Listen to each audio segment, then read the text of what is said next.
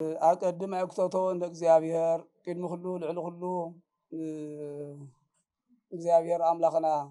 ልዑለ ባህሪ ቅዱስ እግዚአብሔር ተቀድሰና ልባርከና ኩሉ ሐሳብና ልኸሳኸልና ኣብ ስፍራና ምሳና ሁሉ ይሞ ዝተኸበረ ዝተመስገነ ይኹን። ከምኡ ደሞ ናይ ክልልና ቤት ጽሕፈት ሓላፊ ዶክተር ኣጽብሃ ክቡራን በብደረጃኹም በብማዕርኩሚ ክቡረ ሓጂ መምህር ካሕሳይ ሓላፊ ጉዳይ እስልምና ክልል ትግራይ ክቡራን ኣብዚ እግዚአብሔር ዝሃበኩም ኣእምሮ ሰብሲኹም እግዚአብሔር ዝሃበኩም ጉልበት ሰብሲኹም ስለ ቅዱስ ኣማኑኤል ዳግም ህንፀት ክትትዩ ክትመኽሩ ፈጣሪኩም ኣብ ማእኸልኩም ገይርኩም ዝተሰባሰብኩም ዳሕና ደው ኢልካቱም ዳሕና ዶ መፂኻቱም ከዝም በልበለፀ ብልዓለ በባኻቱም በልናእሰ በባይ ፈጣሪና ተመስገነ ይኹን። ጽቡቕ እሞ ሕፅር ኣቢልና ኢና ክንዘራረብ እና ዝዕላማና መሰብሰቢና ዳግም ህንፀት እዩ። ዳግም ህንፀት ብመሰረቱ ቅዱስ ስፍራ ቅዱስ ኣማኑኤል ኣብ 4ይ ክፍለ ዘመን ከም ዝተመስረተ ብዘመነ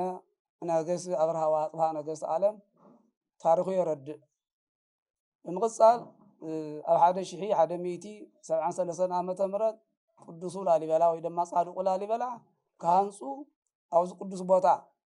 ብነገስ ዓለም ኣብርሃ ወኣጽብሃ ስለተመስረተ ቅዱስ ስፍራ ስለዝኾነ ቅዱስ ቦታ ስለዝኾነ መፂኦም ናይ ትምህርቲ ናይ ስራሕ ናይ ዒላ ማይ ከም ዝሰርሑ ታሪኹ የረድአና። ምክንያቱ እዚ ዒላ እዚ እስካብ ሕዚ ህልው እዩ። ተኣምራት ላሰርሐ እዩ ዝነብር ማለት እዩ። እንታይ እንተይልና ላዓወረ ላፈወሰ ላሓመመ ላፀገነ ከም ዝበሃል ምሳሌ ማይ ይመስል መኒ ሰብ ይመስል በሃል ምሳሌ ካይኒ ሰብ ይመስል በሃል ምሳሌ ሓደ ምሳሌ ኢሉ ናይ ቦታት ኣቦ ከዚ ሰማይ ጸሎት መልክዑ ማይ ይመስል ስርሑ ግን ካሊእ እዩ። ግን ማይ እዩ መልክዑ እና እቲ ማይ ይመስል እምበር ማየ ምህረት እዩ። እዚ ጻድቁ ላሊበላ እቲ ኩዒቶም ህንፃ ለውፅዎ ዒላ ኣብቱ ማይ ልዓቁር ካብ ሰማያት ወሪዱ ዝዘነበ ዝናብ ኣብኡ ይዕቁር እሞ ብዘማይ ጸሎት ኮይኑ ብናይ እግዚኣብሔር ሓይሊ እናፈወሰ እዩ ዝርከብ ማለት እዩ። ኣማ ተሰሪሑ እንተኢልናዮ ስራሕ እዚ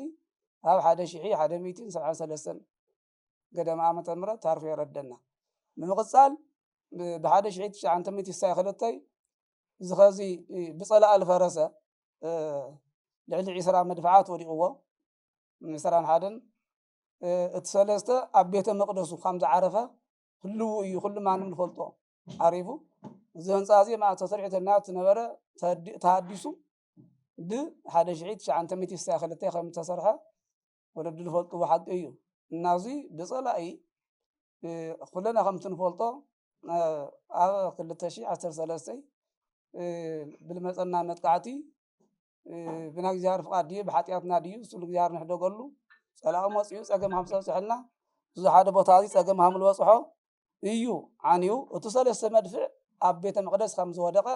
ህንፃ ከም ዘፍረሰ ቆርቆሮ ከም ዘፍረሰ ኩሉ ዘሎ ንዋያት ከም ዘፍረሰ ብቻ እቲ ቅዱስ ታቦት ግን ከም ዘይተለኸየ ይርከብ። እቲ ናይ እግዚኣብሔር ሓይሊ እዚ ቅዱስ ጻድቕ ቅዱሱ ብሓቂ ናይ እግዚኣብሔር ሓይሊ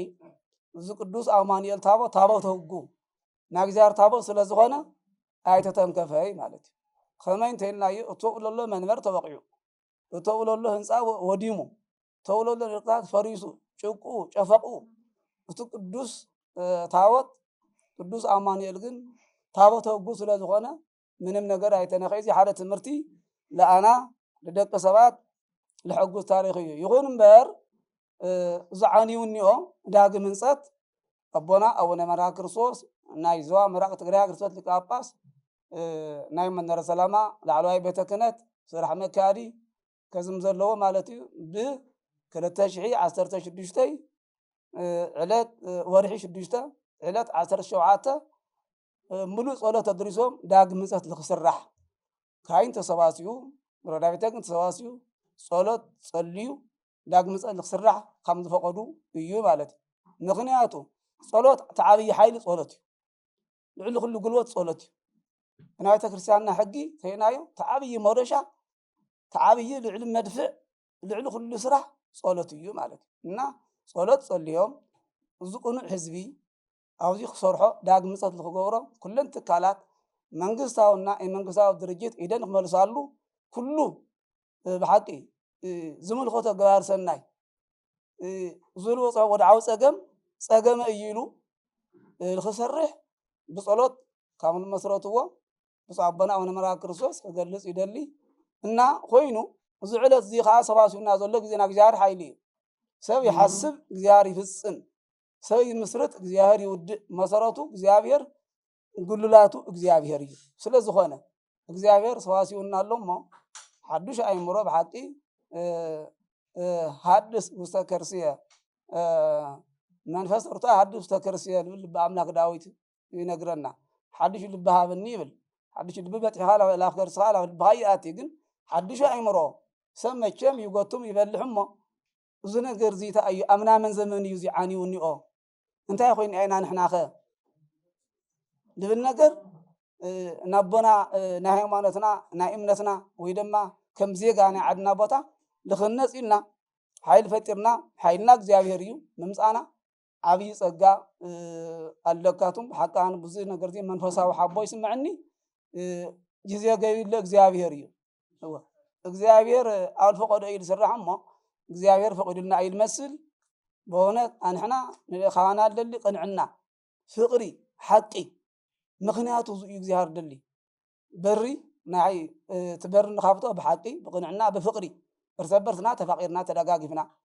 ፀገም ተረኸብና ናሓውና ፀገም ደጊፍና ፀገም ረዲእና ኮሪና ርሒቅና ዘይኮነ ተሰባሲብና ንክንሰርሖ እግዚኣብሔር ሃባሃለው ክልኤቱ ወሰለስቱ ጉባኣን በስምየ ህየሉ ኣንሰ ማእከልዮም ክልተ ሰለስተ ልዕሊኡ ተሰባሲቦም ብፍቅሪ ብሓነት እንተነይሮምሲ ኣነ ማእኸሎም እኒአኹ እዩ ዝበለና ከዘ ማእኸልና ኣሎ እግዚኣብሔር እዚ ሓሶት ኣይኮነ ኣብ ማእኸልና ኣሎ እና እዚኡ እሞ እዚ ክንሰርሕ ፃውዒትና ኩሉ ሎ ልቢ ዘለዎ ገባሪ ሰናይ ፅቡቅ ዝሰርሕ ኣምጣነ ብነ ዕለት ኢሉ ሃዋርያ ጳውሎስ ንግበር ሰናይ ኢሎ ኩሉ ዕለት እንተሃሊና ንኩሉ ፅቡቅ ንስርሐሉ ንበሎ ዕለት ዝበለ ግን ናይ ዒድመኻ ዘመን እዩ ዕለት ዝበለ ማለት ሓንቲ መዓልቲ ኣይኮነት እና ኩልና ብዙ ፀገማይ በፂሕዎ ዘሎ ህንፃ ብሓቂ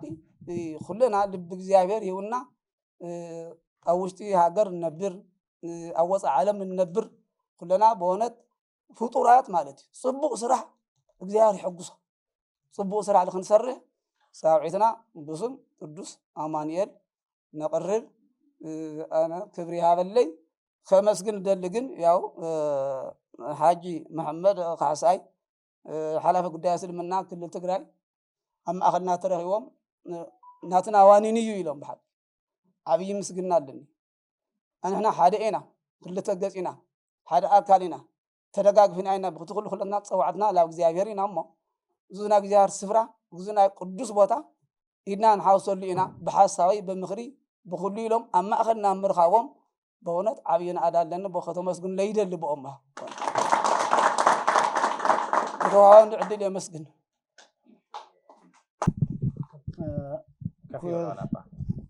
ኩራት ኣብቲ ስም ክጋገ ይቅርታ ናይ ቱሪዝም ክልል ትግራይ ሓለፍትና ኩራት ከምኡ ድማ ናብ ወረዳ ክልተ ወላዕሎ ሊቀ ካህናትና ክቡር መልኣከ ብርሃናት ዓለም ሰገድ በየ ኤልያስ ዓለም ሰገድ ከምኡ ድማ ክቡራን ኣብዚ መቐለ ብዙሓት ኣነ ስም ክገልፅ ኣይክእልን እስካብ ልጎታ ኣለቃ ኣርኣያ ተስፋይ ክቡር እዞም መሓመድ ካሕሳይ ደጉ ክቡራት ኩሉ ዘውዝኒ ተንቀሳቀሱ ብማሕበራዊ ኣብዚ ዳግመ ህንፀት ዝረባረብሎ ብስም ናያትኩም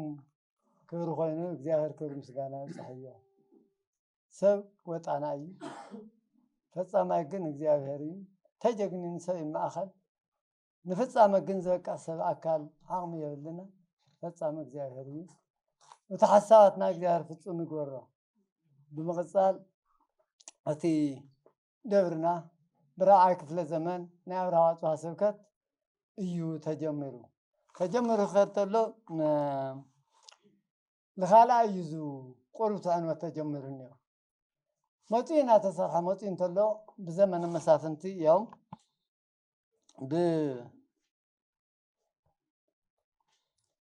بشهن شوعة ميتين سبعان شوعة أمت مرت جمرو كشاشهن شومن تميتين سمعنا الحادة زمن أوزم آخر زي أتو توات أمانويل مس دا تلانا مرت عاد حتى بالفتا قرنيا توات مسوزي تقفيفو ندا يسوس قندر كم زو صدقو أبطاتنا لازم تلنا يمسانيهم حالفو بزقبا غيراتهم تواتهق بمن ورد يوم بتنت ما تقول تطاري بوتا سلالخونه تادب رغون رات مازن أب زمن انه تمريز على ترفت بوتا ابرس مخانا ب نقص داويت لوغن قماده مسكولو خحلف انتولو لقشن ابا لمهدار سلال حلفه دبره بركات دبره فوس ابرس مخانا زي خبرت لغن توم تواتهق تقفيفهم لغندر كيدم كاو نعالتهم أبطاتنا تخرهيرهم ابن ورد توات غيرهم أتي ابن ورد توات له بزي عم بزي خبال لو توسد بالتوسد هذه توات هج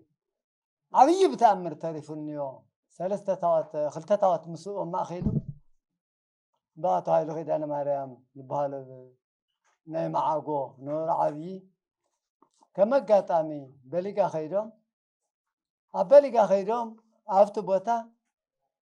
نسم ولا أخوال ديهم لخدو لو سويتقني لهم زي تأيي لهم عبي يوم حبي لا تانا تريهم توات يغوانوا ناي توات سقم مهلا يفتو بتاعون ريهم بازي ملك عزي نسم وزي توات هقي تفين هيوم عديقهم أمسي ومنا تخبيرو تقميتو زهزة قاتو منا نيو كم زتريوات لهم كلا يتو أنو التجمرني وأخذ اليد كاو بخور لك كانتنا توقع يو بخلت شهن بشهن شان تبيتي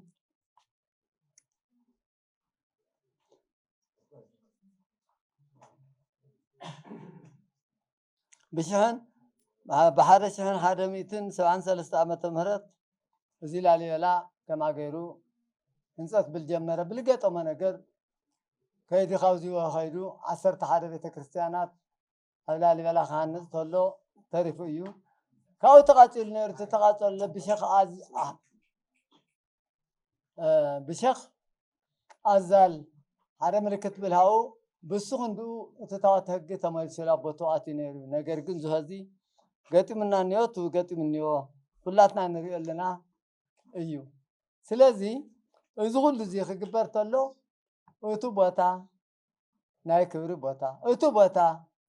ناي مدحانيت بوتا أتي يهو أزانا وعلتنا عدمة هذا مرقيتا كعد قرات أبو حزو ماتيو عويرم ماتيو هو زي أتحصوم عين أغنيو عين بلغني ورياونو حميسة ديان أمبل أمتي خند عين أبوي يلو عبيت أمبل تخيل حد يقولنا أيو أحرماتون أقرم تسيرم سواي ما تيمسي لرحنا النيلوم باكل اقرم ساتريو ورحي قومبو سواون بو ورحي إلا امتو حالفهم يوم زي دوري بمرحاني تنتو بحمام انسسا يخون بحادي يخون بتعمي لتفلت الترد مرحاني تنت مخانو يفلت زي تدبرلو بوصو أبونا أو نمكاريوس بعصر تغلطة يكاتيت سواء 6 عامة مهرات يتدبروا زي قالاي الشعيتا تجمروا سيل خابعته حدش قبر خيدان زريا ملش 4 مأذنو سيلادهنو مول لي قدل تسيل ينيرو هزقين مسول مسكولا هلو كتف طلتو صودين كيركا بصرت هايمانتنا بطعم خبر كي نار كمن لخوله ملك أجن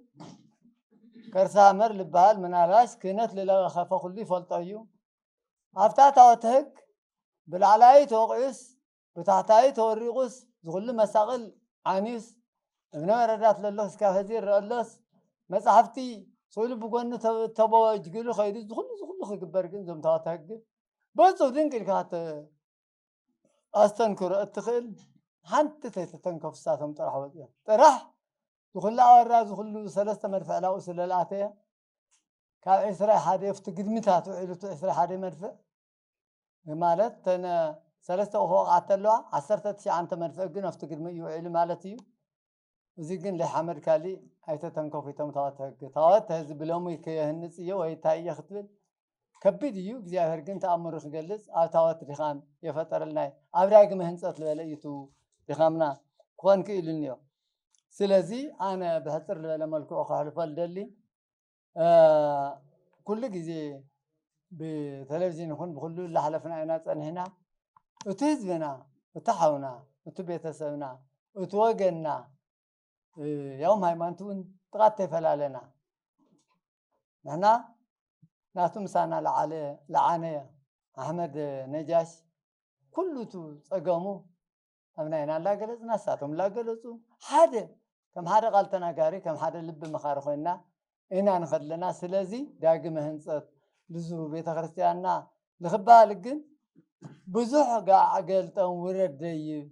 لا مسينا نينا نقرقن حاونا وجنا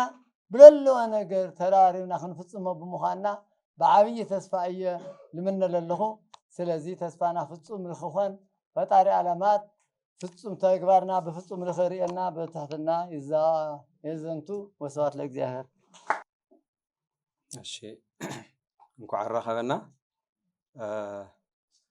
نزي عبي قدام كورانا بوتات بزرزر أصبح بينهم قليصهم ويم قدامنا كلنا هم نفلتو تاريخاوي ناي عبي ناي تريست مسحب لخوانا دورة مدهانية أماني المعاقو بأفا تاريخ خمس قلز كورا عايك في زمانة فيزو هايمانتو قلقارت لها بتسنها عبي قداميو عبرسي زيون تي ناي توريست مسحو خوينوون تفلالي توريستات ناي وشتعدن ناي دقن بسفحو لا تقولني تسنها عبي قدام يونيرو حزي بزو وكل تشعن عصرت سلستن تفصمة ناي جنوسايد كوينات ازو قدام زي كم هاجرو كم تقرأي الوسحة كل عينة عنوت قتيمو كاو قلقالوت وسع خوينو بادو خوينو الركب مالتيو سازي ازو تاوت زي دحرزو عنوت كابتو منورو وريدو عب تحتي عبيت محبر عب تحت بوتا تقميتو عم متشو ليخونا بوتا تقميتو لركب تاوتيو مالتيو وزي المستخخال هزبين سبك أقوعين نايتي عدنا بتغلالا داقم لمهناز تفلالي يسعرب لا تقبرت بسنها بمانقستن لملكتو أكالن توسنا صنح حدا وسانك شعل وهاون مصباي كم ندلي لا تجلس صنحو توسنا جزء وسيدنا أي ماتيو دحرزي تنورة تسفا بزح لغيد سلالي نورة هزبي ناي وعلو متحوار غيرو كوميتي عطايشو انقسقاسي جميري ماتيو زاقيد كلتا عبيت كوميتيات نيروم مالكالت ناي مجمريا كوميتي لا تنقسقاسو لصنحه نايتي كوميتي من قسقاس بستوسنه درجة من معراي غيرو تلو عاني بيتكستيان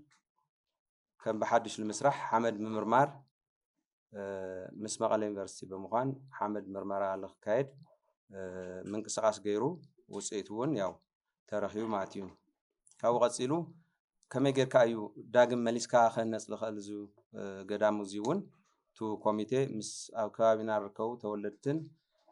فتوتن نايتي غدام كوينو صنعاتات ندفتات لمسرح تخايلو ماتيو كاو توسخي ناتي تاوت عبيت محور ابنيشتن بوتا اب اغرتو وانا غو سلللو زيون تلعلواي هنصت كتكايد مچونات سلليولو نزيون غيزاوي حاصير بيتكريستيان اب مريت كسراح مسنحي توانا لابنورك شعل ملس لمغبار زيون حدا متنኛ ያልሆነ ቤተክርስቲያን ተሰሪሑ حزي او قرባ ጊዜ ተወዲኡ መማሊካል አገልግሎት መሃብ ጀሚሮሎ ማለት እዩ ኣብ ታሕቲ ብምዃን ማለት እዩ ካብ ቀፂሉ ናይቲ ኮሚቴ ስራሕታ እዩ ድሕረዋይ ሓድሽ ኮሚቴ ክጣየሽ ተጠናኺሩ ክኸድ እውን ስለ ዝግባእ ከም ብሓድሽ ብርክት ዝበለ ሓይሊ ሰብ እውን ተሓዊስዎ ፅቡቅ ዝኾነ እንቅስቃሴ ሰፊሕ ዝኾነ እንቅስቃሴ ንኩሉ እውን ብዝጠምር መንገዲ ስራሕቲ ንምስራሕ ከም ብሓድሽ ክጣየሽ እቲ ነባር ኮሚቴ ብዙሕ ምንቅስቃስ ላገበረ ፀኒሑ ምስ ህዝቡ ድሕሪኡ እንታይ ምርዳእ ተበፂሑ ሓደ ዓብይ ንኩሉ ዝሓቅፍ ጉባኤ ክካየድ ኣብቲ ጉባኤ ኣመራርሓ እውን ምስትኽኻል ተገይሩ ሰፊሕ ስራሕ ንምዕማም ምቹውነት ምፍጣር እዩ ነይሩ በዚ መሰረት እዚ ሰነ 1 2017 ዓመተ ምህረት ዓብይ ኮሚቴ ዝተመስረተሉ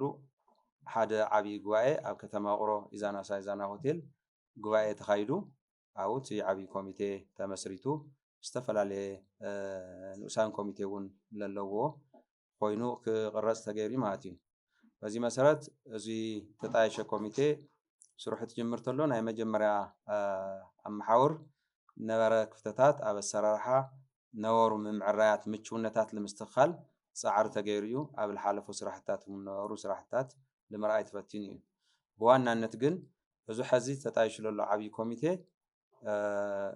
መተሓዳደሪ ደንቢ ከመይ ኢሉ ክቅፅል ኣለዎ ከመይ ኢሉ ክሰርሕ ኣለዎ እንታይ ዕማም ክዓምም ኣለዎ ከመይ ኢሉ ሕጋውነት ተላቢሱ ናብ ስራሕ ኣቲ ኣለዎ ልብል ሰፊሕ ግዜ ዝወሰደ መተሓዳደሪ ደንቢ ምቕራፅ ተኻኢሉ ማለት እዩ በዚ መሰረት ሕድሕድ ናይቲ ኮሚቴ ኣባል ካብ ዓብይ ኮሚቴ ጀሚሩ ክሻዕ ንኡሳን ኮሚቴታት ዘሎ ኣባላት ነናይ ባዕሎም ልምልከቶም ናይ ስራሕ ዕማም ወሲዶም ምስ ተተሓዘ እውን ሕጋዊ ዝኾነ ነቱ ተመደውሉ ደብዳቤታት እውን ክበፅሕ ብምግባር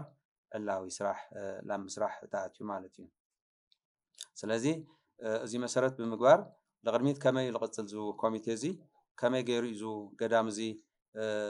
ላብ ነበሮ መሊስካ ደረጁ ብልሓለየ ፅቡቅ ዝኾነ ፅገና ተኻይድዎ ክስራሕ ልብል ሰፊሕ ምዝታያት ብምግባር ኣብ ምንቅስቃስ ፀኒሑ ማለት እዩ ካብዚኦም እቲ ሓደ ኣብ ኣሰራርሓና ብህዝበ ክርስቲያን ዝስራሕ እዚ ብኣማኒ ብተወላዲ ብፈታዊ ብሓው ናይቲ ገዳም እዩ ዝስራሕ ካብ ካሊእ ልመፅእ ናእቶት ምንጪ ኣልቤልካ ስለለ ይሕሰብ ማለት እዩ በዚ መሰረት እዚ ንምግባር እንታይ ዓይነት ኣሰራርሓ ንከተል ዝብል እውን እዚ ኮሚቴ መስርሓት ተቐሚጡ ከመይ ጌርና ናይ ኣታዊ ምንቅስቃስና ናይ ወፃኢ ምንቅስቃስና ምስ ናይ ሒሳብ ኣሰራርሓ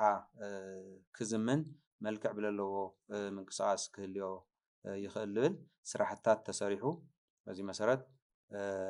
ናይ ባዕሉ ናይቲ ገዳም ሒሳብ ኣካውንታት እውን ተኸፊቱሉ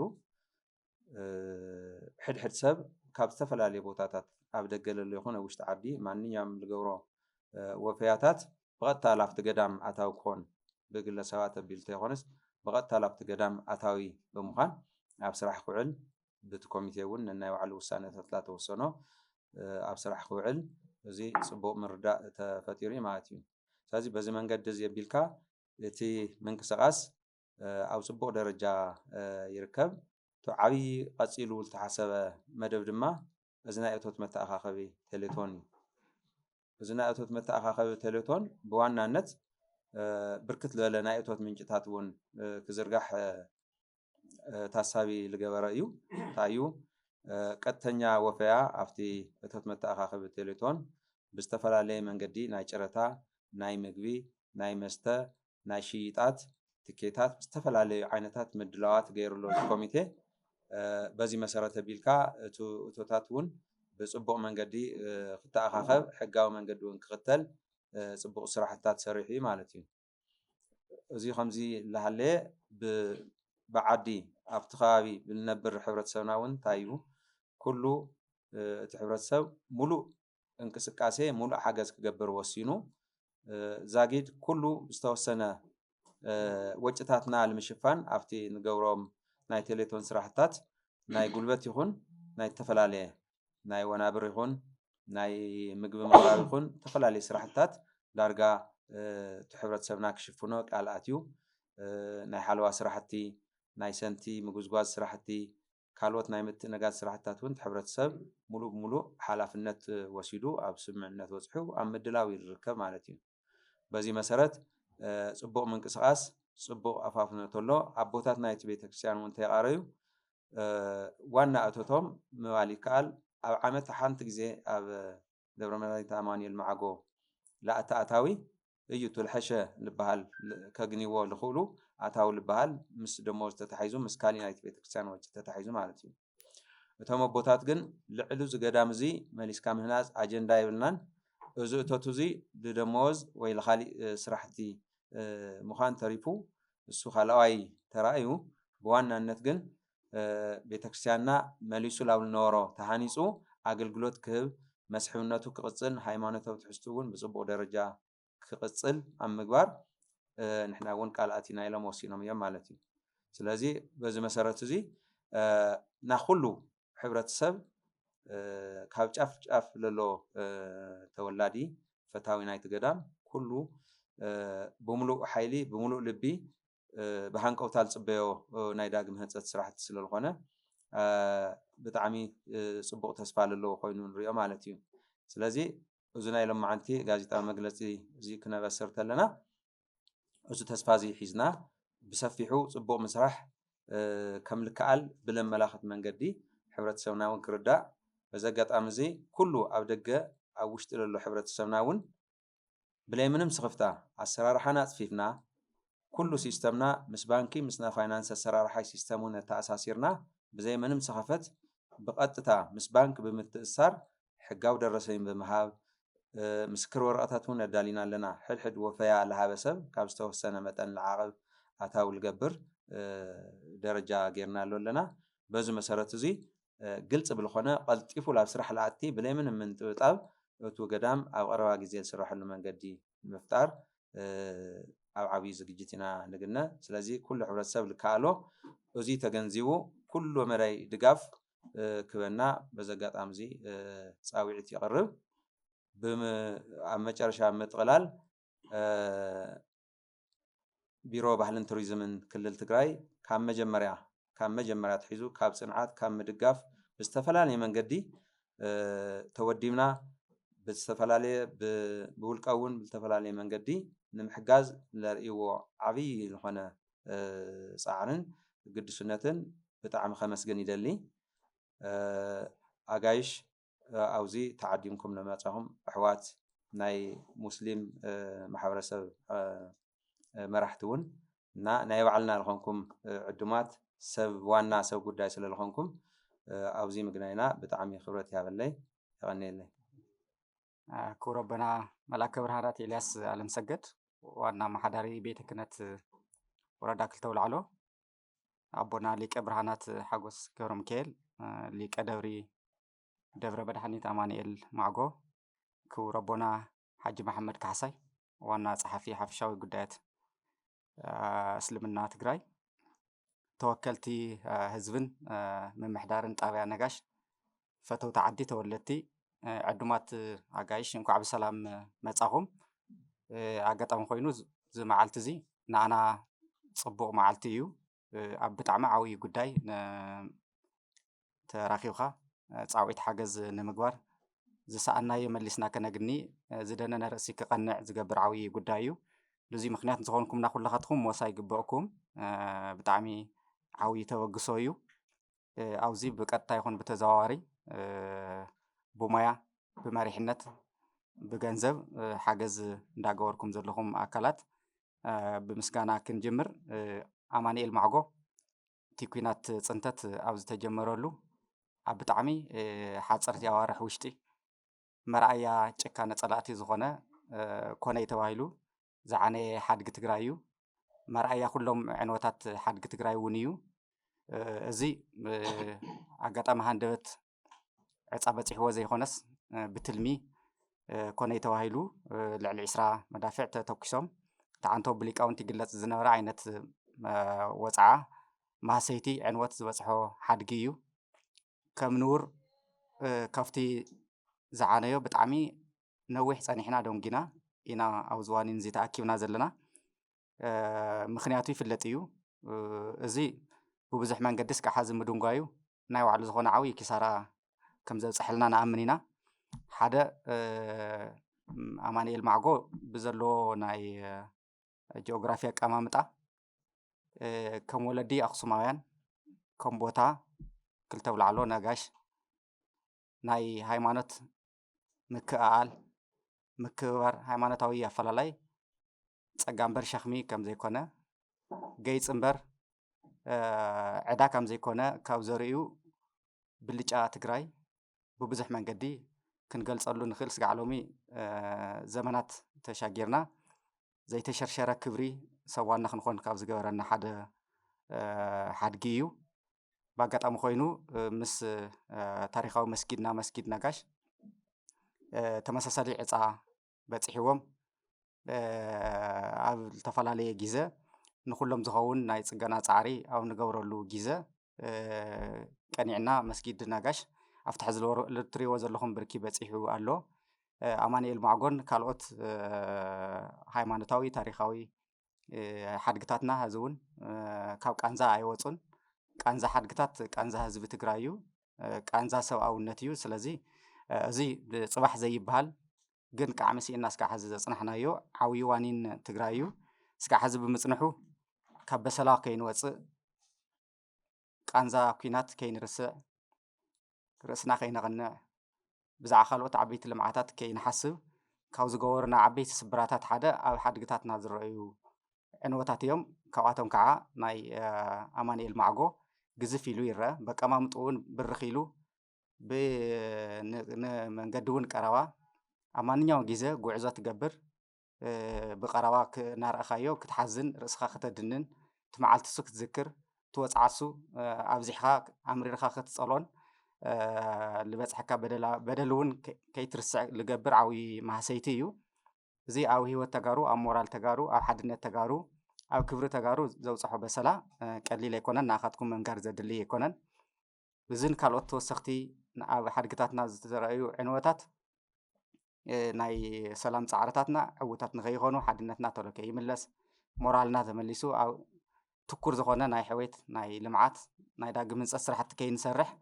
ዓበይቲ ማሕለኻታትና እዮም ምክንያቱ ሓደ ማሕበረሰብ ሞራሉ ተተተንኪፉ እቲ ዝዓበየ ሃፍቱ ክንዲ ዝሰኣነ ስለ ዝቁፀር ከይዱ ከይዱ ዝደንጎየ ዋኒና ሎሚ ተኣኻኺብናሉ ኣለና እስካዕ ሎሚ ፃዕርታት ኣይነበሩን ማለት ኣይኮነን ግን ናብ ተግባር ስለዘይሸገሩ እቶም ዝነበሩ ፃዕርታት እናቆፀርና መፅናዕኒዒ ክንጥቀመሎም ኣይንደልን ተዓብዪ ዘገድስ ካብ ዘርከብካሉ ንድሓር ዘሎ ዕድል ተጠቂምካ ምስራሕ እዩ እሞ ምናልባት እቶም ሕልፍ ዝበሉ ፃዕርታት ንሕዚ ንዝበፃሕናሉ ብርክን ፅባሕ ንሰርሖ ስራሕን ንምስላጥ ናይ ባዕሎም ዝኾነ ትርጉም ከም ዝህልዮም ይኣምን እየ ካብኣቶም ብልተወሰነ ንምጥቃስ ዝኣክል ኣብ ልዕሊ 6 ዓበይቲ ዓለም ለኻዊ ትካላትን ጆርናላትን ተሓቲሙ እዩ ፅባሕ ከይርሳዕ ዝበሰላ እዚ ፅባሕ ከይርሳዕ ዝበደል እዚ ፅባሕ ከይርሳዕ ዝዕንወት እዚ ካልኣይ ስፍሕ ዝበለ ናይ ምርምር ስራሕቲ ናይ ዶክመንቴሽን ስራሕቲ ተሰሪሖም እዮም እቶም ስራሕቲ ሳቶም ንድሕሪ ህዚ ንልህልየና ዋዕላ ይኹን ንቀፂሉ ንዘሎ ናይ ዳግም ህንፀት ንድፊ ምድላው እታወት ክኸውን ዝኽእል እዩ ናብ ገበርቲ ሰናያት እውን ፕሮፖዛላት ተቀሪፆም ናይ ምእታይ ስራሕቲ እውን እናተሰርሑ ነይሮም እዮም ዓበይቲ ትካላት ናይ ቱርኪ ኤምባሲ ሓዊሱ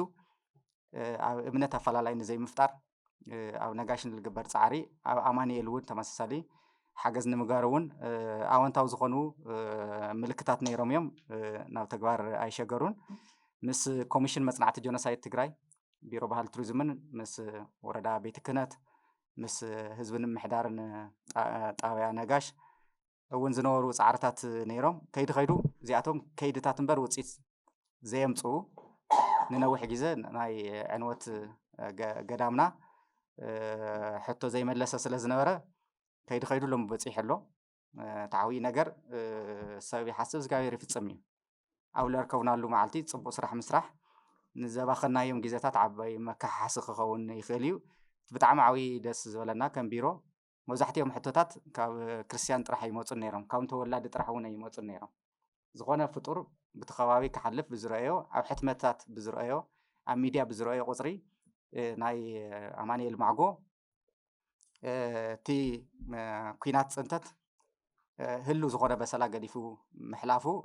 ሰባት እናዘከሩ ኣውዚ ዘሎ ፃዕሪ ንምንታይ ንድሕሪት ቀሪዩ ንምንታይ ናብ ተግባር ለይሸገረ መዓዘ ኸ እዚ ተመሊሱ ንርኢ ዝብል ዓብዪ ዘየደቅስ ሕቶ እናተለዓለ መፂ እዩ እዚ እውን ረሲዕኻ ከይትደቅስ ዝገብር ዘበራብር ዓብዪ ፅዕንቶ ነይሩ ካብቶም ብዙሓት ትርጉም ዘለዎም ፅዕንቶታት ግን ከም ማሕበረሰብ እዚ ናረኣናስ ኢልና ክንቅመጥ የብልናን ብዝተወደበ መንገዲ ብናይ ባዕልና ዓቕሚ ሓድግና ከነድሕን ኣለና ዝብል ተበግሶ ካባኻትኩም ምምፃእ ምስ ጀመረ ንኣና ከም ቢሮ ዓብዪ ዝኾነ ጉልበት እዩ ኮይንና ሓቂ ንምዝራብ ሕዚ ዘላ ትግራይ ንሓድግታት ፅገና ዝኸውን በጀት ዘይኮነስ ንምድጋፍ እውን ብጣዕሚ ትችገር ትግራይ እያ ኩላህና ንነብረላ ዘለና ዓዲ ስለ ዝኾነት ግን እቲ ማሕበረሰብ ኣብ ዘመናት እናኸፈሎም ዝመፀ መስዋእቲ ምእንተ መንነቱ እዩ መንነቱ ዝግለፅ ብሓድጉ እዩ ሓድነቱ እውን ዝረጋገፅ ኣብኡ እዩ ፅውሕ እውን ዝርአየሉ መነፅር ምስ ትማሊ ዘተኣሳስረሉ ዓብዪ ድልድል እውን ሓድጊ ስለ ዝኾነ ኣካል እዚ ዝኾነ ኣብ ካልኦት ከባቢታት እውን እናረኣናዮ ዝነበርና ዓብዪ ናይ ማሕበረሰብ ተበግሶ ናይ ቤተክርስትያን ድጋፍ ናይ ብዙሕ ትግራዋይ እምነት ብዘየገድስ ሓድገ እዩ መግለፂ እዩ ክብረ እዩ ብዝብል ኣካል እናተሓገዝና ኢና መፂና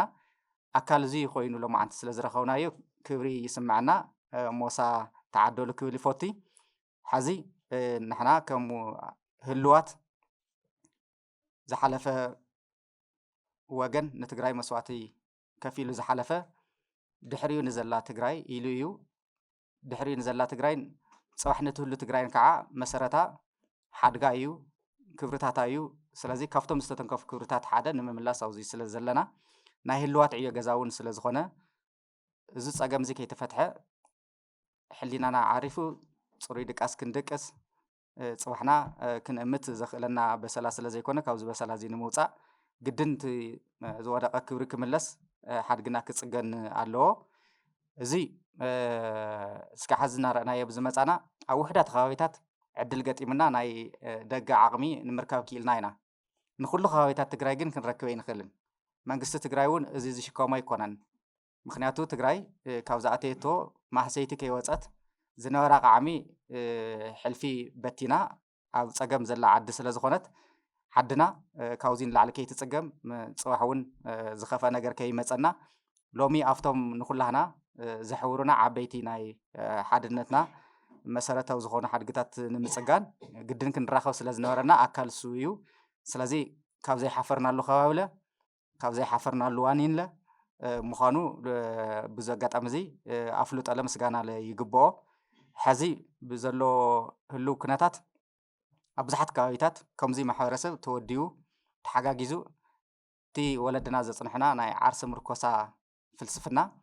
ተጠቂሞም ሓድግታቶም እናድሓኑ ናይ ቢሮ መሪሕነት እውን እናተፀበዩ እናሰርሑ እዮም መፅኦም ኣለዉ ውናይ ኣካል እዚ ሎማዓንቲ ኣብዚ ንምንረኸብ ምክንያት ኮይንና ዘሎ ብዙሕ እናተፃዓረሉ ዝነበረ ኣነት ዓንተ ናብ ቢሮ ዝመፀ ምስጋና ብግልዋጡ ናባኻትኩም ክመፅእ ዝግብኦ እዩ ዓብዪ ዝኾነ ውሕሉል ዝኾነ ሓድነት ምንባብ ተገይሩ ፃዕርታት እናተገበሩ ዛጊድ ዝተሰርሑ ስራሕቲ እውን ዓብዪ ኣፍልጦ ዝግብኦም እዮም እቲ ዝቐረየ ዕዮ ገዛ እውን ንሰርሖ ምዃንና ዓብዪ ዓርሲ እምነት ክሓድረና ዝገብር እዩ እሞ ኣብዚ ንህላወና ተባሂሉ ኣብ ዝተገበረ ርብርብ ንዕቀባ ምድሓን ምልማዕ ናብ ረብሓ ምቕያር ሓድጊ እውን ግድን ክድገም ስለ ዘለዎ ካብ ብዙሓት ኣብዚ ሰዓት እዚ ትግራዋይ ብምዃኑ ብጂኦግራፊ ከይተሓፀረ ኣብ ዝነበረ ይንበር ኣብ ዝሃለየ ናይ ሂወት ብርኪ ይሃሊ ሓደ ካብ ዝገብርዎ ጉዳያት ሓደ ሓድጊ እዩ ብርሰት ሓድጊ ከዓ ብርሰት መንነት ስለ ዝኾነ ንመንነት ተባሂሉ ንዝተኸፈለ መስዋእቲ ክንዲ ምኽባር ስለ ዝቁፀር ሰባት ኣብ ሰዓቶም ብዙሓት ሓድግታት ሰሪሖም ከዱ እዮም እሶም ሰሪሖሞም ዝኸዱ ሓድግታት ምዕቃብ እውን ኣካልቲ ታሪክ ምዃን ስለ ዝኾነ ስለዚ እዚ ንምግባር ኢና ዝተረኺብና ዘለና እሞ ኣጋጣሚ ኮይኑ ንሕና ከም ቢሮ እዚ በፂሑ ዘሎ በሰላ እስካዕ ዝፍወስ ትርጉም ዘለዎ ስራሕ ተሰሪሑ ናብ ልምዓት እስካዕ ዝልወጥ እጃምና ሞያዊ ትካላዊ ድጋፍና ክንገብር ኢና ክንሰርሖም ዝግብኡና ምትእሳራት ክንፈጥር ኢና እስካዕ ሕዚ ኣብ ኢድና ዘለው እናተፃዓሩ ነበሩ ፃዕርታት እውን እዚ ብዝረብሕ መንገዲ ክንጥቀመሎም ኢና ኣብዚ ኣጋጣሚ እዚ ተጠቂመ ሓደራ ክብል ዝደሊ ሎሚ ኣብ ካልኦት ከባቢታት ናይ እምነት ኣፈላላይ ዓበይቲ ናይ እምነት ትካላት كتقعان رئتلنا أو تقرايزي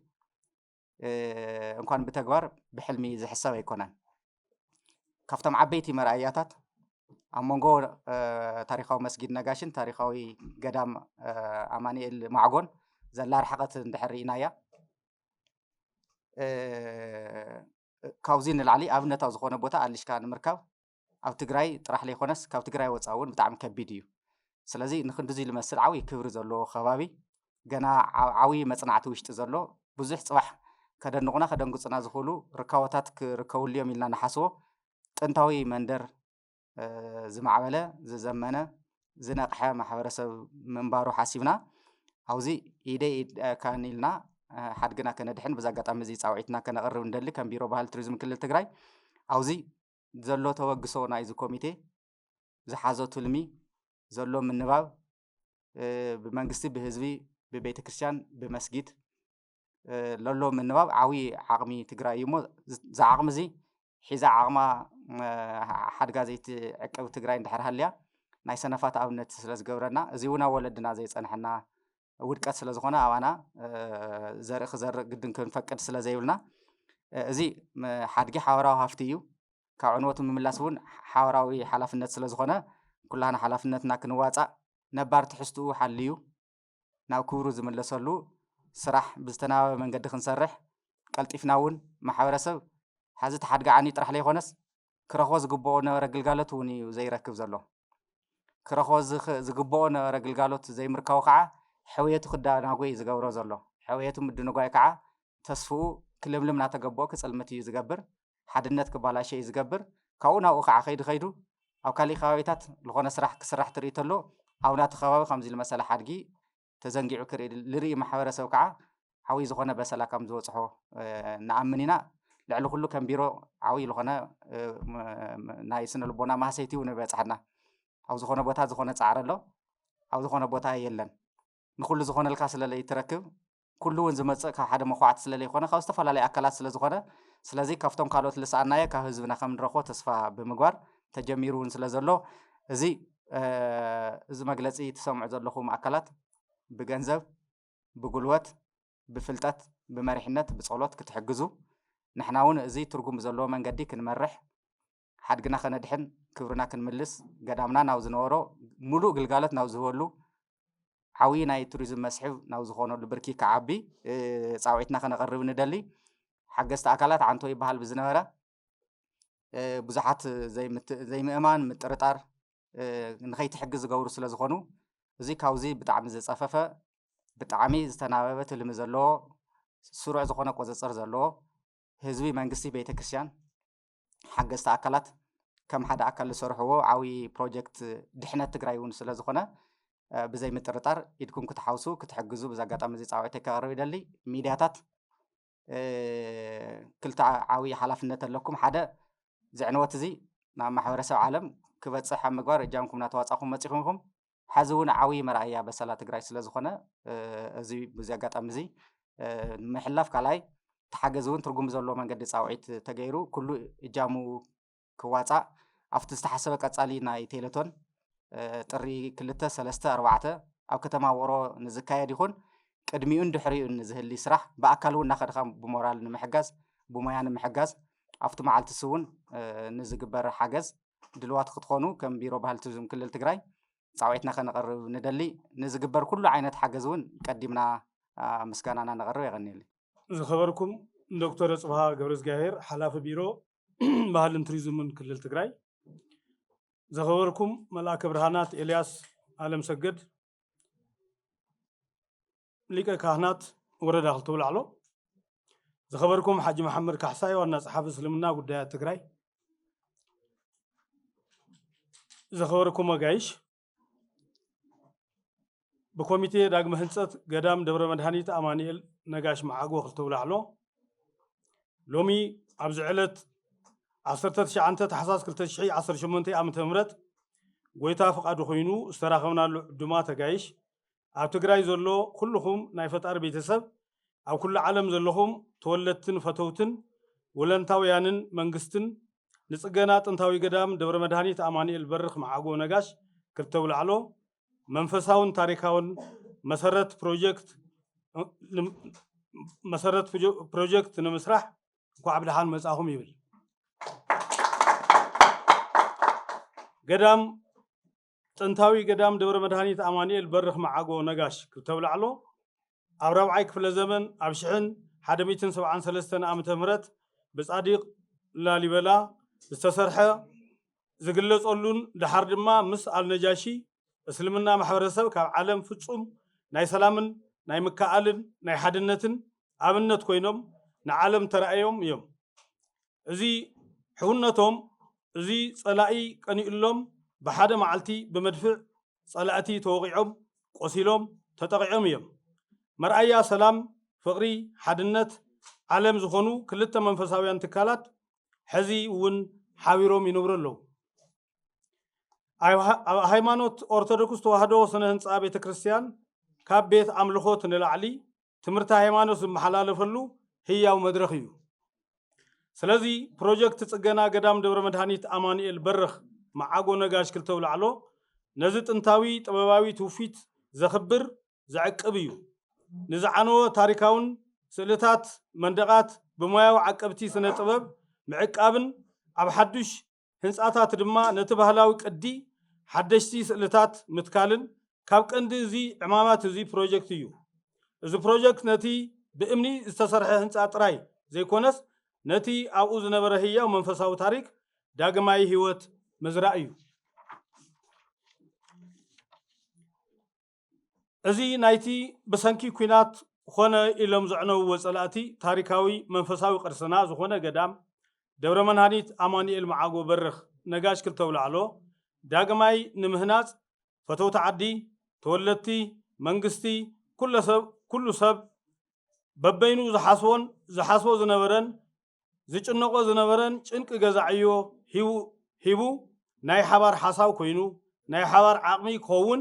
ሰነ 2017 ዓ.ም ኣብ ከተማ ውቅሮ ዝገበሮ ህዝባዊ ዋዕላ ብምምኽኻር ዝተነጸሩ ጸገማት ፈልዩ ብምርኣይ ከመይን መዓዝን ከም ዝፍትሑ ተዛትዩ 12 ኣባላት ዘለዎ ዓብይ ኮሚቴ ዋቂሩ ስሩሑ ጀሚሩ እዩ ናይ መጀመርያ ፕሮጀክቱ ስራሕ መዋቅርን መተሓዳደሪ ደንብን ፕሮጀክት ጽገና ጥንታዊ ገዳም ደብረ መድኃኒት አማኑኤል በረኽ ማዓጎ ነጋሽ ክልተውላዕሎ ምውፃእ እዩ በዚህ መሰረት ትካላዊ መዋቅር ኮይኑ ከገልግል እዩ ጠቅላላ ጉባኤ ኣለዎ ዓብይ ኮሚቴ ቁፅፅር ኮሚቴ ቴክኒክን ዲዛይንን ኮሚቴ ህንፃ መስርሕ ኮሚቴ ኣጣይሹ ናይ ኩሎም ኮሚቴታት ስራሕን ተግባርን ዝርዝር ኣቐሚጡ ስራሕ ጀሚሩ እዩ ጠቅላላ ጉባኤ ናይቲ ደብሪ መድኃኒት አማኑኤል በረኽ ማዓጎ ዝለዓለ ስልጣን ዘለዎ ኣካል ኮይኑ ልዕሊ 150 ኣባላት ካብ ኩሉ ማሕበረሰብ ክፋል ማለት ድማ ተወለድቲ ዓዲ ካብ ገዳም አማኑኤል ካብ መንግስታውን ዘይመንግስታውን ትካላት ዝተመረጹ ኮይኑ ጉባኤተኛ ተባሂሎም ይጽውዑ ስልጣንን ተግባርን ጠቅላላ ጉባኤ ድማ ኣብ መተሓዳደሪ ደንቡ ካብ 1 እስካብ 9 ብዝርዝር ስራሕን ሓላፍነቱን ኣቐሚጥና ጀሚርና ኢና ዓብይ ኮሚቴ ናይ ደብረ መድኃኒት አማኑኤል በረኽ ማዓጎ ገዳም ምምሕዳር ካብ ተወለድቲ ተወከልቲ ቤተ ክህነት ዓበይቲ ዓድን መራሕቲ ሃይማኖትን ካብ 1 እስካብ 8 ዝርዝር በዝሒ ዘለዎ ኣሰራርሓ ኣፈጻጽማ ስራሕን ሓላፍነትን ኣቐሚጥና እንዳሰራሕና መጺና ኢና ንኣብነት ስራሕን ሓላፍነትን ኣመራርሓ ቦምበር ስራሕን ሓላፍነትን ኣመራርሓ ምክትል ቦምበር ስራሕን ሓላፍነትን ጸሓፊ በብደረጃኡ ኣቐሚጥና ናብ ተግባር ኣቲና ኢና ቁፅጥር ኮሚቴ ተጸዋዕነቱ ንጠቅላላ ጉባኤ ኮይኑ ብጠቅላላ ካብ 3 እስካብ 5 ኣባላት እንትህልውዎ ብዝርዝር ስራሕን ሓላፍነትን ተቐሚጥሉ ናብ ተግባራዊ ስራሕ ኣትዩ እዩ ሒሳብ ሹም ናይቲ ደብሪ ንብረት ብእዋኑ ኣብ መዓሉ ክውዕል ኣብ ቦትኡ ክርከብን ይቆጻጸር የመሓድር ከምኡ እውን ምስ ባንኪ ዘሎ ሒሳብ ኣብ ስቶር ዘሎ ንብረት ተኸታቲሉ የተዓርቕ ናይ ሒሳብ መግለጽታት እውን ይህብ ገንዘብ ተሓዚ ስራሕን ሓላፍነቱን ተነጺሩሉ ኩሎም ስራሕቲ ብሞያ ብብቕዓትን ብዝለዓለ ጥንቃቐን ይሰርሕ እቶት መተኣኻኸቢ ኮሚቴ كلهم سراحتي بنبرت بعينت أتوت يتأخذ نخلهم كوميتيات مدبيهم يتحابر مالت كلهم أكلات كوميتي كأندو رايم نسو مخانو يزخاخر يجنجم كالت توسق تسرحتون شفينو يسرح تكنيكن ديزاينن كوميتي ازي ناي سب مويا سبسو كوينو زتتعايشه እዩ ቀንዲ ትኩረቱ ድማ ስፔሲፊኬሽን የውፅእ መዓዝ ብኸመይ እንታይ የድሊ ይንፅር ፅሬት ፅፈትን ህንፃ ንመስርሒ ኣታዊ ዝኸውን ንብረት ብዲዛይን መሰረት ይከታተል የተግብር ኣማኻርን ኣሸናጋልን ኮሚቴ እዚ ኮሚቴ ዝተሰከሞ ሓላፍነት ፕሮጀክት ካብ መንፈሳዊ ዕላምኡ ከይወፅእ ይሕሉ ምኽሪ ይልግስ ስራሕቲ ሽምግልና የከናውን ኣመራርሓ ኮሚቴ ዳግም ህንፀት እዚ ከዓ ላዕለዋይ ፈጻሚ ኣካል ናይቲ ፕሮጀክት ኮይኑ ጠቅላላ ስራሕቲ ተኣሳስር استراتيجي يقرጽ ንላዕለዋይ ኣካል ብጸብጻብ ይቀርብ ንኡስ ኮሚቴታት ብዘይካ ኦዲት ጸብጻብ ንኡ የቅርባ ንኡስ ኮሚቴ ቴክኒክን ህንጸትን ካብ 5 እስከ 7 ኣባላት ዘለውዎ ኮይኑ ሲቪል መሃንዲስ አርክቴክቲክ ምሁር ታሪክ ሓለዋ ስነ ጥበብ መሃንዲስ ተቆጻጻሪ ጽሬት ኣብ ስራሕ ተኻቲቶም እዮም ኣብ ትሕቲኦም ድማ ዝርዝር ሙያዊ ስራሕቲ ተቐሚጡሎም ኣብ ስራሕ ይርከቡ ንኡስ ኮሚቴ ፋይናንስን ምትእልላሽ ጸጋታትን እዚ ካብ 5 እስከ 7 ኣባላት ዘለውዎ ሰብ ሙያ ሒሳብ ሰብ ሙያ ምትእልላሽ ጸጋታት ሰብ ሙያ ፋይናንስን ተኣመንቲ ወከልቲ ማሕበረሰብን ዝተጣየሸ ኮሚቴ እዩ ቀንዲ ሓላፍነቱ ድማ ምስ ምትእልላሽ ጸጋታት ዝካየድ ፕሮጀክት ዘድሊ ገንዘባውን ንዋታውን ሓገዝ ምርካብን ስትራቴጂ ምሕንጻጽን ወፍርታትን ካልኦትን የካይድ ንኡስ ኮሚቴታት ዕደጋ ምሕደራ ንብረት እዩ እዚ ከዓ ካብ 3 እስከ 5 ኣባላት ዘለውዎ ሰብ ሞያ ዕደጋን ሰብ ሞያ ሎጂስቲክስን ወኪሉ ካብ ኮሚቴ ዋጋ ምጽናዕን ምንጻርን ምስ ኣቅረብቲ ምዋዓልን ጽሬት ምርግጋጽን የሳልጥ ሎጂስቲክስ ዝተዓደጉ ናውቲ ናቦቱ ህንጻ ዝበጽሕሉ መስርሕ መጓዓዝያ ምውዳድ እዩ ምሕደራ ንብረት ንኹሉ ንብረት ፕሮጀክት መዝገብ ምድላውን መለለይ ቁጥር መሃብን ኣጠቃቅምኡ ይከታተል እዩ ንኡስ ኮሚቴ ርክብ ህዝብን ኮሙኒኬሽንን እዚ ድማ ካብ 3 እስከ 5 ኣባላት ሰብ ሞያ ICT ጋዜጠኛ ሰብ ሞያ ማሕበራዊ ሚድያ ማሕበራዊ ሳይንስን ወኪል ማሕበረሰብን ዝሓዘ ኮሚቴ እዩ ስራሕን ሓላፍነቱን ከዓ ዝተፈላለዩ መርበባት ሓበሬታ ምምዕባል ሓበሬታ እቲ ፕሮጀክት ንህዝቢ ምዝርጋሕ ምስ ለገስቲ ርክብ ምጥንኻር ታሪክ እቲ ፕሮጀክት ምስናድ ሰብ ሞያ ሕጊ ምሕደራን ውዕልታትን ካብ 2 እስከ 13 ኣባላት ዘለውዎ ኮይኑ ስራሕን ሓላፍነቱን ድማ ሕጋዊ ምክሪ ምሃብ ውዕልን መርትዖን ምድላውን ምምርማርን እቲ ፕሮጀክት ሕጋዊ ተፈጻሚነት ምርግጋጽ ሕጋውነትን ተሓታትነትን መትከላት ምርግጋጽ እዩ ሕጋውነት ኮሚቴ ብስሩዕ መንገዲ ብላዕለዋይ ኣካል ብጽሑፍ ተጣይሹ ንጥፈታቱ ብሕግታት ሃገርን ቀኖናን ቤተክርስትያን ይምራሕ ቅንዕና ተሓታትነት ግላዊ ሓበራዊ ዝኾነ ኣባል ዝፍጽሞ ጥፍኣት ብውልቅን ብሓባርን ተሓታቲ ይገብር ፋይናንሳዊ ንዋታውን ዝግበር ምዝባዕ ብሕጊ ተሓታትነት የስዕብ ሞያ ኩለን ኮሚቴታት ንውፅኢት ስራሕን ብሓባር ተሓተቲ እየን ነፃ ኦዲት ነፍሲ ወከፍ ኣባል ናይዚ ፕሮጀክት ፈጻሚ ኣካል ብዘለዓለ ደረጃ ንጽህና ቅንዕና ተኣማንነት ግልጽነት ክምራሕ ሞራላውን መንፈሳውን ግዴታ ኣለዎ ንኩሎም ኣባላት ኮሚቴታት ሰራሕተኛታት ወለንታውያን ዝምልከት እዩ ቀንዲ መትከላት ፕሮጀክትና ተኣማኒ ንጽህና ቅንዕና ዕላማ ፕሮጀክት ኢወገናዊነት ግልጽነት ተሓታትነት ኣኽብሮት እዮም ውህብቶን ጉቦን ካብ ተቆናተርቲ ወይ ኣቅረብቲ ንውሳነ ጽልዋ ክገብር ዝኽእል ውህብቶ ወይ ገንዘብ ምቕባል ፍጹም ክልክል እዩ ኣጠቃቅማ ጸጋታት ፕሮጀክት ንብረት ፕሮጀክት ንውልቃዊ ጥቕሚ ምውዓል ብፍጹም ኣይፍቀድን በዚ መሰረት ናይዚ ፕሮጀክት ኮሚቴ ኣባል ኮይኑ ነዚ ኣብ ላዕሊ ዝተዘርዘሩ ደንብታት ስነ ምግባርን كم زنبوكو كم زتردعكو يرغاغز اب ملؤ غزي ابالنتي نزي دنبي زي بملؤ لبي كختلون كتغبرون قاليات بمبال بفيرمان بعلتن الرغاغيصو ناب تغبار اتيو مريح قالنا تمالي عنيو لومي بحدنتنا كنانصوينا እግዚአብሔር ይባርከልና يغنيلي مو بمجمريا دحنا دو إلخاتهم صبوق فطاري الرخيونا مجمريا كبور ملأك برهانات إلياس علم سجد حلافي بيت كهنت ورا داخل تولعلو كبور دكتور أصبحا بيرو بحرين توريزمين تجراي حلافي كبور ليك برهانات حقوس نايت دبري حلافي كبرانن كوميتي قدام أماني المعقو مسرحتن هانتن تولدتن فتوتن كلكم انكو عنزانا لما انت معلتي فتعرف صحنا كلكم يدلي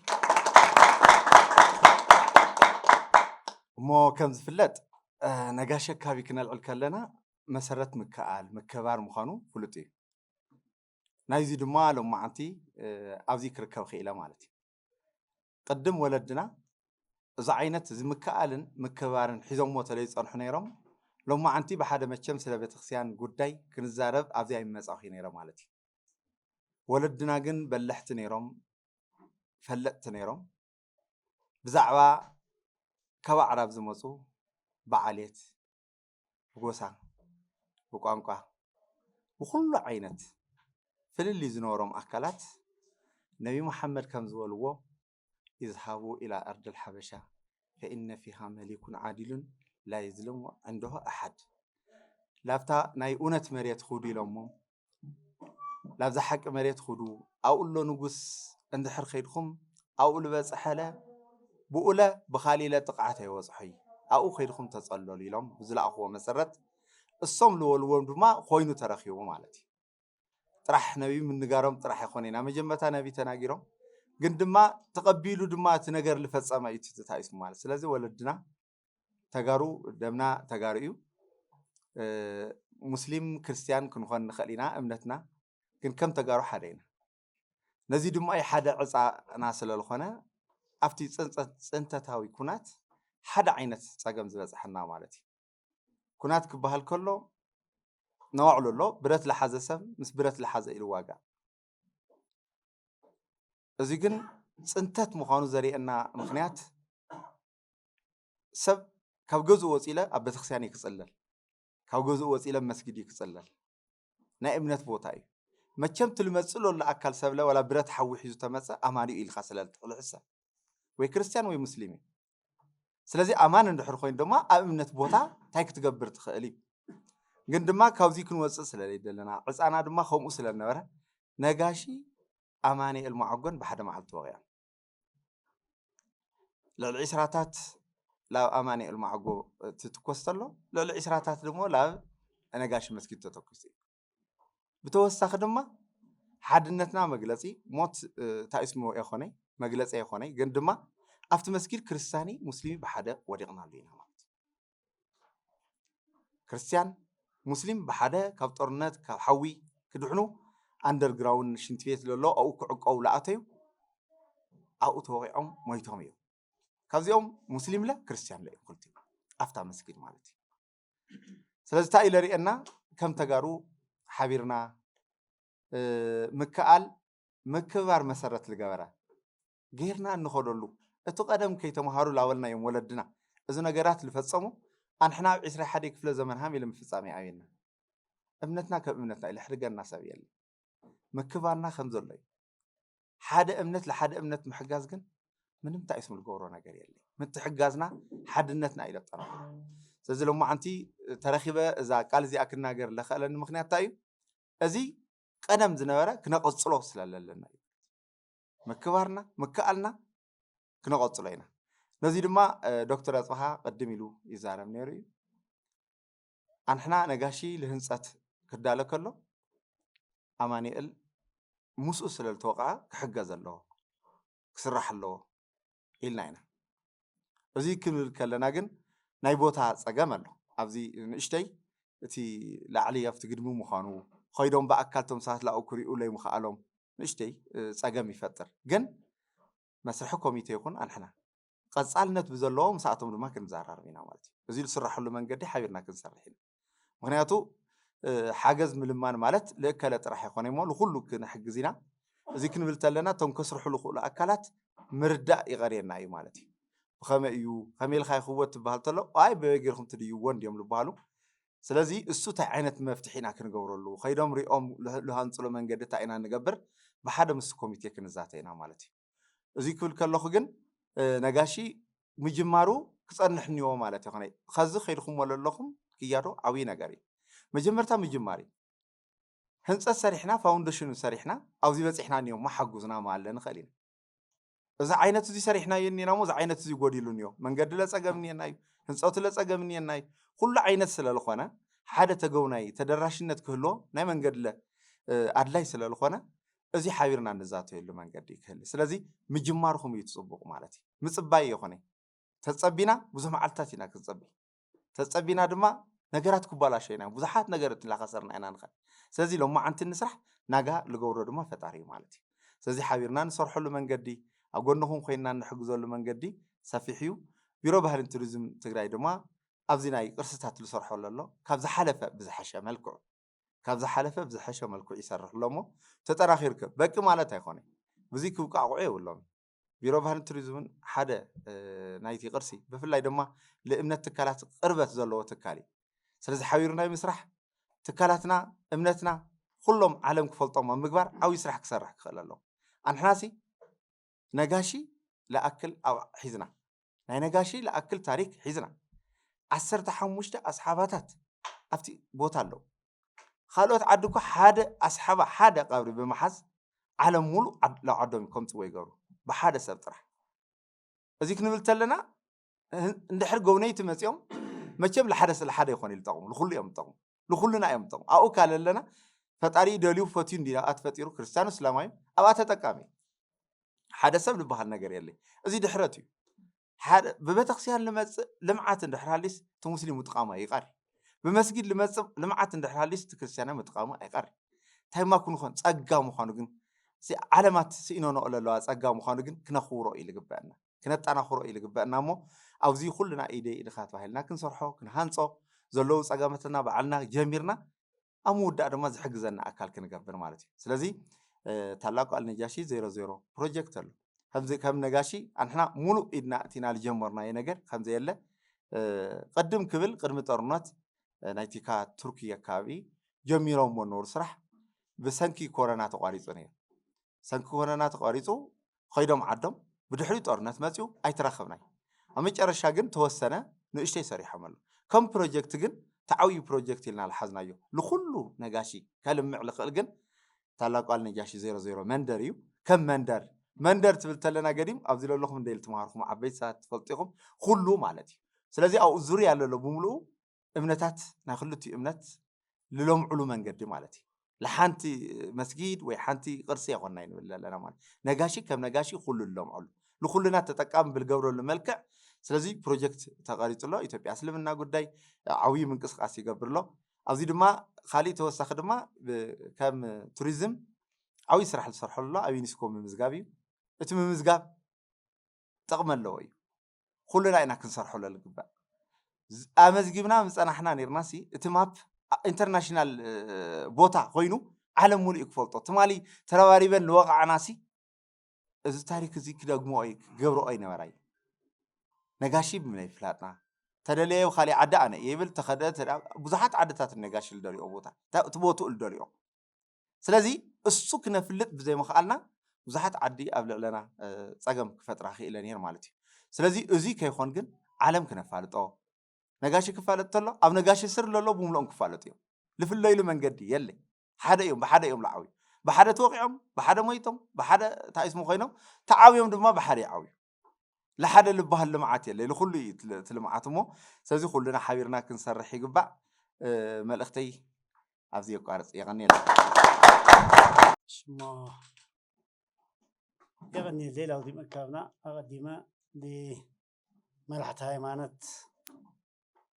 ኩራት መራሕቲ ሃይማኖት ኩራት ባህልን ቱሪዝምና ናይ መንግስቲ ሰራሕተኛ ኩራት ተዓደምቲ ኩራት ብዙ ልምዓቱ እዚ ክነንቀሳቀስ ኢና ኢልኩም ማንም ተየገደደኩም من ገዛ ባዕልትኩም ብወንኩም ላውዚ ዝተኣከብኩም ኩራት ጋዜጠኛታትና ሚድያ ከመስግን ይፈቱ ካብዚ ቀፂለ ኣነ ክብሎ ዝደሊ ካሊእ ብዙሕ ተገሊፁ እዩ ብዙሕ ክብል ኣይደልን ሕፅር ዝበለ ግን ከምቲ ዝተገለፀ ኣብ 4ይ ክፍለ ዘመን ዝተሃነፀ ብፀላኢ ካብ ዓነወ ዓይኑ ላጠመትና ሱቅ ካብ ክንብል ኩላትና ኣብ ደገ ናሃሊ ኣብ ዓዲ ናሃሊ ሙሉእ ትግራይ ዘለኻ ዕለት 2 3 4 ኢደይ ኢልና ተሓባቢርና ብዙ ዝዓነወ ታሪካዊ ሃይማኖታዊ ቤተክርስትያንና ልክንሰርሕ ፃውዒተ የቕርብ ዝኸበርካቶም ናይ ሃይማኖት መራሕትና ከምኡ እውን ዝኸበርኩም ዓበይቲ ኣሕዋትናን ወለድናን ዝነኣስኩም ዝዓበኹም እንኳዕ ንዝሎም መዓልቲ ብሰላም ኣራኸበና ይብል ኣነ እኳ ክንደየናይ እንታይ ስሙ ክብል ኣነ ሕዚ እዩ ተነጊርኒ ተዳለኽዎ ነገር የለን ብዝኾነ ይኹን ግን ንእሽተይ ሓሳብ ክገልፅ የለሊ ስለዚ እቲ ዝተባሃለ ካብ ዓንቶ ጀሚሩ እስካዕ ሕዚ በቢ ዝምልከቶ ኣካል ካብ ባህል ቱሪዝም ጀሚሩ ካብ ቦወንበር ጀሚሩ ካብ ምክትለ ቦወንበር ጀሚሩ ካብ መራሕቲ ሃይማኖት ኩሉ ብዙሕ ተዘርዚሩ እዩ ብዙሕ ተባሂሉ እዩ ካብኡ ስበልካ ንምድግጋም እንተዘይኮይኑ ኣነ ክውስኸሎ ኣይደልን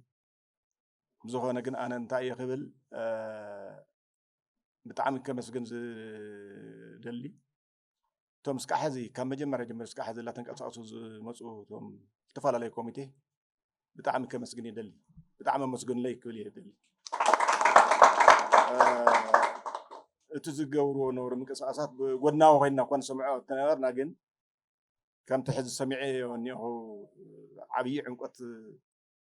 ዘሎ ኣካይዳ ተመሲሉ ግን ኣይስምዐኒ ነይሩ ሕዚ ግን ምስማዕ ምርኣይ ምእማን እዩ ዝበሃል ምስሊ ኣሎ እና ሕዚ ግን ንሕና እንታይ ኢና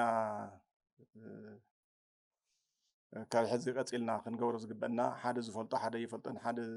ዝፈልጦ እውን ሓደ ኣይፈልጦን እሞ ጎድናዊ ኮይንና ዝተፈላለየ መልክዕ ዓብዪ ምትሕግጋዝ ክንገብር ከም ዘለና ናይ እቶት ምትእኽኻብ ድማ ከምቱ ዝተባሃለ ካብ ዕለት 2 እስካዕ ዕለት 4 ዘሎ በቢ ዘለናዮ ኣብቱ ዝተባሃለ ቦታ ውቕሮ ተረኺብና በቢ ዝተኻእለና መጠን ዋላ 100 ቅርሺ እውን ዓባይ ሓገዝ እያ ምንም ንኢሳይ ገለ ንብሎ ነገር የለን በቢ ዝኸኣሎ ኩሉ ኢደይ ኢድካ ክንበሃል ከም ዘለና እዩ ሓደራ ዝብል ናይ እቶት ስፖንሰር ዝምልከቶም ኣካላት እውን በቲ ኮሚቴ ብትለሎ ናይ ኮሚቴ ሓላፍነት ዓብዪ ምንቅስቃስ ክገብሩ ከም ዘለዎም ካብቱ ዝነበረስ ብዛዕበየ ብዝበለፀ ምንቅስቃስ ክገብሩ ከም ዘለዎም ሓደራ ይብል ስለዚ ኣብቲ ፍፃሚኡ ይብፅሐና ተፈፂሙ ሓቢርና ንሪኦ ይግበረና ዝብል ካብዚ ንላዕሊ ክብል የኽእልን እና ይቐኒየለይ ተዋሃበኒ ዕድል መጀመርያ ላውዚ ይቐኒየለይ ካብኡ ድማ መራሕቲ ሃይማኖት እስልምና ይኹን መራሕቲ ሃይማኖትና ይቐኒየልና ካብኡ ኣነ ብዙሕ ይዛረብን ብዙሕ እውን ክዛረብ ኣይደለን ግን ኣማሊኤል ፎታውን ራእይን ዝኾነ ኣብ ዝኾነ ይኹን ሃገር ዘለኻ ፀወሉ ብጣዕሚ እዩ መድሓኒት ንከፍቲ ይኹን ንሰብ ይኹን ንእንስሳ ይኹን ንሰብ መድሓኒት እዩ እሞ ኣብ ዘለኻ ዓለም ንኽትረድአና ንኽትራድኡና ንዕድም ፀወላቱ ብዝኾነ ይኹን ተብፂሕናልኩም መድሓኒት እዩ ካብ ህፃን ጀሚሩ ዝኾነ ይኹን መድሓኒት እዩ እሞ ረድኡና ሓግዙና ብዝተኸኣለ መጠን ዝኾነ ይኹን ተወላዲ ዓዲ ይኹን መራሕቲ ድርጅታት ይኹኑ እዞም